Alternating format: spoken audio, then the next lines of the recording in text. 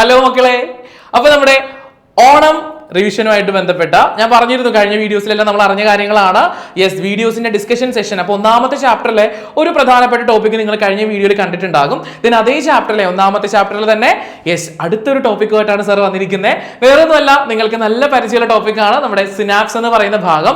അപ്പോൾ synaptic knob അതിനെ base ചെയ്തിട്ട് എല്ലാ തവണയും ഒരു ക്വസ്റ്റ്യൻ ഉണ്ടാവുന്നതാണ് നമ്മുടെ ക്വസ്റ്റ്യൻ പേപ്പറിൽ. അപ്പോൾ എന്താണ് സിനാപ്സ് എന്ന് പറയുന്നത്? Yes, junction between two neurons അല്ലേ, രണ്ട് ന്യൂറോൺസ് തമ്മിലോ അല്ലെങ്കിൽ ഒരു ന്യൂറോണിനും ഒരു മസിൽ സെല്ലിനും ഇടയിലോ അല്ലെങ്കിൽ ഒരു ന്യൂറോണിനും ഒരു ഗ്ലാൻഡുലാർ സെൽ ഒരു ഗ്രന്ഥികോശത്തിനും ഇടയിലോ ഒരു നാഡീകോശത്തിനും ഗ്രന്ഥികോശത്തിനും ഇടയിലോ ഒരു ഗ്രന്ഥികോശത്തിനും നാഡീകോശത്തിനും ഇടയിലോ അല്ലെങ്കിൽ എന്താണ് ഒരു നാഡീകോശം ന്യൂറോണിനും മസിൽ സെൽ പേശീകോശത്തിനും ഇടയിലോ കാണുന്ന ജംഗ്ഷൻ, ആ ഒരു ജംഗ്ഷനെയാണ് നമ്മൾ എന്ത് വിളിക്കുന്നത്? യെസ്, സിനാപ്സ് എന്ന് വിളിക്കുന്നത്. ഒരു മാർക്കിന്റെ ചോദ്യമാണ് വാട്ട് ഈസ് സിനാപ്സ്, എന്താണ് സിനാപ്സ് എന്നുള്ളത് ഒരു മാർക്കിന്റെ ചോദ്യമാണ്. ഓക്കെ, ദെൻ സിനാപ്സിന്റെ ഫംഗ്ഷൻ വളരെ പ്രധാനപ്പെട്ട. എന്താണ് സിനാപ്സ് എന്ന് പറഞ്ഞ ഒരു മാർക്കിന് ഒരു ചോദ്യം ചോദിച്ചാൽ അതിന് തൊട്ട് പിന്നാലെ വരാൻ പോകുന്ന അടുത്തൊരു ക്വസ്റ്റ്യൻ ആണ് വാട്ട്സ് എ ഫംഗ്ഷൻ, എന്താണ് അതിന്റെ ധർമ്മം എന്ന് പറയുന്നത്? It helps to regulate the speed and direction of the impulses. ആവേഗങ്ങളുടെ വേഗത, ദിശ എന്നിവ ക്രമീകരിക്കുന്ന ആളാണ് ആര്? നമ്മുടെ സിനാപ്സ് എന്ന് പറയുന്നത്. ഓക്കെ, സിനാപ്സ് എന്താണെന്ന് മനസ്സിലായില്ലേ? ആദ്യത്തെ ന്യൂറോണിന്റെ സിനാപ്റ്റിക് നോബിനും രണ്ടാമത്തെ ന്യൂറോണിന്റെ, ഇപ്പൊ ന്യൂറോണിന്റെ രണ്ടെണ്ണത്തിന്റെ കേസിൽ പറയുകയാണെന്നുണ്ടെങ്കിലാണ് ആദ്യത്തെ ന്യൂറോണിന്റെ സിനാപ്റ്റിക് നോബിനും രണ്ടാമത്തെ ന്യൂറോണിന്റെ ഡെൻഡ്രൈറ്റിനും ഇടയിലുള്ള ജംഗ്ഷൻ അല്ലേ. ഓക്കെ, നോക്കാം നമുക്ക് ആ ജംഗ്ഷൻ ജസ്റ്റ് ഒന്ന് നോക്കിക്കാം അല്ലെ. യെസ്, ഇവിടെ നോക്കിക്കേ, ഇവിടെ ടോപ്പിൽ കാണുന്നത് ഫസ്റ്റ് ന്യൂറോണിന്റെ സിനാപ്റ്റിക് നോബും ദെൻ ഇവിടെ താഴെ കാണുന്നത് സെക്കൻഡ് ന്യൂറോണിന്റെ യെസ് ഡെൻഡ്രൈറ്റും ആണ്. ഇതിന് രണ്ടിനും ഇടയിൽ കാണുന്ന ഈ ജംഗ്ഷൻ കണ്ട ഒരു ഗ്യാപ്പ് കണ്ടോ? ഈ ജംഗ്ഷനെ അല്ലെങ്കിൽ ഈ ഗ്യാപ്പിനെയാണ് നമ്മൾ എന്ത് വിളിക്കുന്നത്? സിനാപ്സ് എന്നുള്ള പേരിൽ വിളിക്കുന്നത്. ഓക്കെ, കുറച്ചുകൂടെ യെസ് നല്ല എന്താ പറയാ കുറച്ചുകൂടി വ്യക്തമായിട്ടുള്ളത് ഇവിടെ കൃത്യമായിട്ട് കാണുന്നുണ്ടല്ലോ. മുകളിൽ രണ്ട് ന്യൂറോണുകളുടെ ഇടയിലാണ് ഈ ഗ്യാപ്പ് കാണുന്നത്. ഈ ഗ്യാപ്പാണ് നമ്മുടെ സിനാപ്സ് എന്ന് പറയുന്ന സാധനം. ഇതിനകത്തൂടെ സംതിങ് എന്തൊക്കെ അവിടെ നിന്ന് ഇങ്ങോട്ടും ഇവിടെ നിന്ന് അങ്ങോട്ടൊക്കെ പോകുന്നതായിട്ട് തോന്നുന്നുണ്ട് അല്ലെ. അത് നോക്കണം, അതും ഇമ്പോർട്ടന്റ്. അയാളും എക്സാമിന് ചോദിക്കുന്ന ആളാണ്. ഓക്കെ, യെസ്, കണ്ടോ ഈ പിക്ചർ നിങ്ങളുടെ ടെക്സ്റ്റ് ബുക്കിൽ ഉണ്ടായിരിക്കും.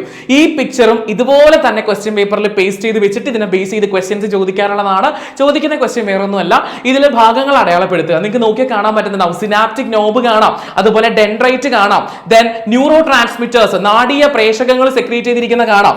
ഇതിനെയൊക്കെ ലേബിൾ ചെയ്യാൻ ചോദിക്കുക കേട്ടോ. അപ്പോൾ ആദ്യത്തെ ന്യൂറോണിന്റെ സിനാപ്റ്റിക് നോബിൽ നിന്ന് ഈ സിനാപ്റ്റിക് ക്ലെഫ്റ്റ് അല്ലെങ്കിൽ സിനാപ്റ്റിക് വിടവ് എന്ന് പറയുന്ന ഈ സിനാപ്സിനിടയിലേക്ക് യെസ് എന്താ പറയാ വീഴുന്ന അല്ലെങ്കിൽ സെക്രീറ്റ് ചെയ്യുന്ന ഒരു തരം കെമിക്കൽ സബ്സ്റ്റൻസ്, രാസവസ്തുക്കളാണ് നമ്മുടെ എന്ത് യെസ് ന്യൂറോ ട്രാൻസ്മിറ്റേഴ്സ് എന്ന് പറയുന്ന ആളുകൾ അല്ലെ. അപ്പൊ ഈ ന്യൂറോ ട്രാൻസ്മിറ്റേഴ്സ് അവിടുന്ന് അടുത്ത സ്ഥലത്തേക്ക് ഇങ്ങനെ വീഴുന്നതായിട്ട് കാണിച്ചിരിക്കുന്നത് എന്തിനു വേണ്ടിയിട്ടാണ് നോക്കണ്ടേ നമുക്ക്. സോ ഈ ഫിഗർ ഇമ്പോർട്ടന്റ് ആണ്. ഇതിനെ ബേസ് ചെയ്തൊരു ക്വസ്റ്റ്യൻ വരും ഉറപ്പായിട്ടും. പിക്ചർ ലേബിൾ ചെയ്ത് വെച്ചുകൊണ്ടായിരിക്കും നിങ്ങൾക്ക് വരുന്നുണ്ടെങ്കിൽ തന്നെ ഈ ക്വസ്റ്റ്യൻ എക്സാമിന് വരാൻ പോകുന്നത് കേട്ടോ. ഓക്കെ, യെസ്, ന്യൂറോ ട്രാൻസ്മിറ്റേഴ്സ് 2 മാർക്കിന്റെ ചോദ്യം നോട്ട് ചെയ്ത് വെച്ച് പഠിക്കണം. 2 മാർക്കിന്റെ ചോദ്യമാണ് ന്യൂറോ ട്രാൻസ്മിറ്റേഴ്സ് അഥവാ നാഡീയ പ്രേഷകങ്ങൾ എന്നാണ് നമ്മൾ മലയാളത്തിൽ പറയാം. When electric impulses from the axon reaches the synaptic knob, certain chemical substances are secreted from there to the synaptic cleft. അതായത് ഇമ്പൾസുകൾ വന്ന് നമ്മുടെ സിനാപ്റ്റിക് നോബിലേക്ക് എത്തിക്കഴിയുമ്പോൾ സിനാപ്റ്റിക് നോബ് എന്ത് ചെയ്യും? നമ്മുടെ സിനാപ്റ്റിക് ക്ലെഫ്റ്റിലേക്ക്, സിനാപ്റ്റിക് വിടവെന്ന് പറയുന്ന സിനാപ്സിനിടയിലേക്ക് ചില രാസവസ്തുക്കൾ, ചില കെമിക്കൽസ് സെക്രീറ്റ് ചെയ്യും. ആ കെമിക്കൽസിനെ, ആ രാസവസ്തുക്കളെയാണ് നമ്മൾ എന്ത് പറയുന്നത്? ന്യൂറോ ട്രാൻസ്മിറ്റേഴ്സ് അഥവാ നാഡീയ പ്രേഷകങ്ങൾ എന്ന് പറയുന്നത്. എന്താണ് ന്യൂറോ ട്രാൻസ്മിറ്റേഴ്സ്? 1 മാർക്കിന്റെ ചോദ്യം. അതിന്റെ കൂടെ വരാൻ പോകുന്ന അടുത്ത 1 മാർക്കിന്റെ ചോദ്യമാണ് ഗിവ് എനി 2 എക്സാമ്പിൾസ്. ഓക്കെ, ഏതെങ്കിലും 2 എക്സാമ്പിളുകൾ എഴുതുക. ഏതൊക്കെ എഴുതും?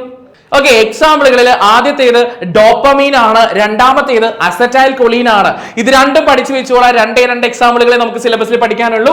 ആ 2 എക്സാമ്പിൾ മക്കൾ കാണാതെ പഠിച്ചു വെക്കണം കേട്ടോ.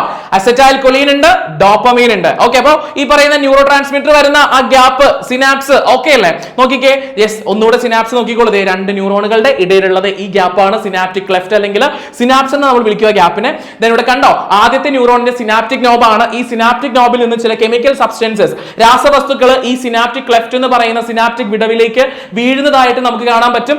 ഈ ന്യൂറോ ട്രാൻസ്മിറ്റേഴ്സിന്, നാഡീയ പ്രേഷകങ്ങൾക്ക് എക്സാമ്പിൾ ആണ് നമ്മുടെ ഡോപ്പമീൻ അഥവാ അല്ല ഡോപ്പമീനും അസറ്റൈൽ കൊളീൻ എന്ന് പറയുന്നത്. സെറ്റ് അല്ലേ? ഓക്കെ, സോ ദെൻ കണ്ടോ ഇവിടെയും കണ്ടോ ഒരു കമ്മ്യൂണിക്കേഷൻ നടക്കുന്നുണ്ട് അല്ലെ.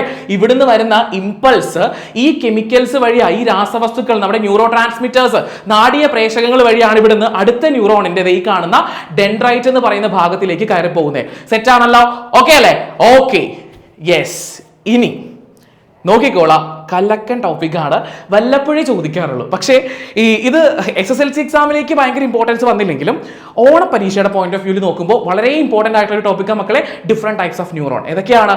സെൻസറി ന്യൂറോണും മോട്ടോർ ന്യൂറോണും നമുക്കറിയാം അല്ലെ. യെസ്, സംവേദനാടി നമുക്കറിയാം, അതുപോലെ പ്രേരകനാടി നമുക്കറിയാം. ഇതിന്റെ കൂട്ടത്തിൽ ഇവരുടെ ഒരു ഫ്രണ്ടും കൂടെ ഉണ്ട്. എന്താണ്? മിക്സ്ഡ് നെർവ് എന്ന് പറയും, സമ്മിശ്ര നാഡി എന്ന് പറയും. ഓക്കെ, നോക്കാമല്ലോ നമുക്ക്. Yes okay. യെസ്, നെർവുകൾ, നാഡികൾ മെയിൻലി 3 തരം. ആക്സോണുകൾ കൂടി ചേർന്നാണ് നെർവ് നാഡികൾ ഉണ്ടാവുന്നത് ഓൾറെഡി നമ്മൾ പറഞ്ഞിട്ടുണ്ട് അല്ലെ, നമുക്ക് അറിയാവുന്ന കാര്യമാണ് അല്ലെ. ഒരുപാട് ന്യൂറോണുകളുടെ ആക്സോണുകൾ ഇങ്ങനെ കൂടി ചേർന്നാണ് നെർവുകൾ, നാഡികൾ ഉണ്ടാകുന്നത് അല്ലെ. അപ്പൊ 3 തരത്തിലാണ് നമുക്ക് ന്യൂറോണുകൾ പഠിക്കാനുള്ളത്. നോക്കാമല്ലോ 3 തരത്തിലെ ന്യൂറോണുകൾ. ബുക്കിൽ ഒരു പെട്ടി കൊടുത്ത് തന്നെ നിങ്ങൾക്ക് കാണിച്ചിട്ടുണ്ടാവും, ഒരു ബോക്സിലായിട്ട്. ഇതിങ്ങനെ തന്നെ പഠിച്ചു വെക്കുക. നെർവിന്റെ പേര് എന്താണ്, ആ നാഡിയുടെ പേര്, അതിന്റെ ധർമ്മം, ഫംഗ്ഷൻ എന്താണെന്നുള്ള കാര്യം. സെൻസറി നെർവ് നോക്കിക്കുക മക്കളെ. സെൻസറി നെർവ് ആദ്യത്തേത് carries impulses from various parts of the body to brain and the spinal cord. ശരീരത്തിന്റെ വിവിധ ഭാഗങ്ങളിൽ നിന്നുള്ള ഇമ്പൾസസിനെ കൊണ്ടുവന്നിട്ട് ബ്രെയിനിലേക്കും സ്പൈനൽ കോഡിലേക്കും എത്തിച്ചു കൊടുക്കുന്ന ആരാണ്? സെൻസറി നെർവാണ്, സെൻസറി ന്യൂറോൺ ആണ്. അതുപോലെ മോട്ടോർ നെർവാണ് രണ്ടാമത്തെ ആള്, മോട്ടോർ ന്യൂറോൺ എന്ന് പറയും. Carries the impulses from brain and spinal cord to various parts of the body. ബ്രെയിനിൽ നിന്നും സ്പൈനൽ കോഡിൽ നിന്നും ഇമ്പൾസുകളെ അല്ലെങ്കിൽ മെസ്സേജസിനെ ശരീരത്തിന്റെ ബോഡിയുടെ വിവിധ ഭാഗങ്ങളിലേക്ക് കൊണ്ടുകൊടുക്കുന്നത് മോട്ടോർ നെർവാണ്. ഇനി മിക്സ്ഡ് നെർവ് ആണെങ്കിലോ സ്പെഷ്യൽ ആണ്, ആള് കുറച്ച് സ്പെഷ്യൽ ആണ്. എന്താണ്? Carries the impulses to and from the brain and spinal cord. ബ്രെയിനിലേക്കും സ്പൈനൽ കോഡിലേക്കും. എങ്ങനെ? ബോഡി പാർട്സിനെ വിട്ടേക്കാം, ബ്രെയിനും സ്പൈനൽ കോഡിനും ഇടയിലുള്ള ബ്രെയിനും സ്പൈനൽ കോഡിനും ഇടയിൽ മെസ്സേജസിനെ അങ്ങോട്ടും ഇങ്ങോട്ടും കൊണ്ടുപോകുന്ന ആളുകളെയാണ് നമ്മൾ എന്ത് പറയാം? മിക്സ്ഡ് നെർവ് എന്ന് പറയാം. ഓക്കെ, നമുക്ക് അതിന്റെ മലയാളം ജസ്റ്റ് നോക്കണ്ടേ. ഈ സംവേദനാടിയുണ്ട്, പ്രേരകനാടിയുണ്ട്, സമ്മിശ്ര നാടിയുണ്ട്. സംവേദനാടി എന്ന് പറയുമ്പോൾ ശരീരത്തിന്റെ വിവിധ ഭാഗങ്ങളിൽ നിന്നുള്ള സന്ദേശങ്ങൾ മസ്തിഷ്കത്തിലേക്ക് എത്തിക്കുന്നു, സുഷുമ്നയിലേക്ക് എത്തിച്ചു കൊടുക്കുന്നു. ഇനി പ്രേരകനാടി ആണെങ്കിലോ തലച്ചോറ് അല്ലെങ്കിൽ മസ്തിഷ്കം, സുഷുമ്ന എന്നിവിടങ്ങളിൽ നിന്നുള്ള സന്ദേശങ്ങൾ ശരീരത്തിന്റെ വിവിധ ഭാഗങ്ങളിലേക്ക് എത്തിച്ചു കൊടുക്കുന്ന ആളാണ് നമ്മുടെ പ്രേരകനാടി എന്ന് പറയുന്നത്. അവസാനത്തെ ആളാണ് സമ്മിശ്ര നാടി. എന്താ സമ്മിശ്ര നാടി ചെയ്യുന്നത്?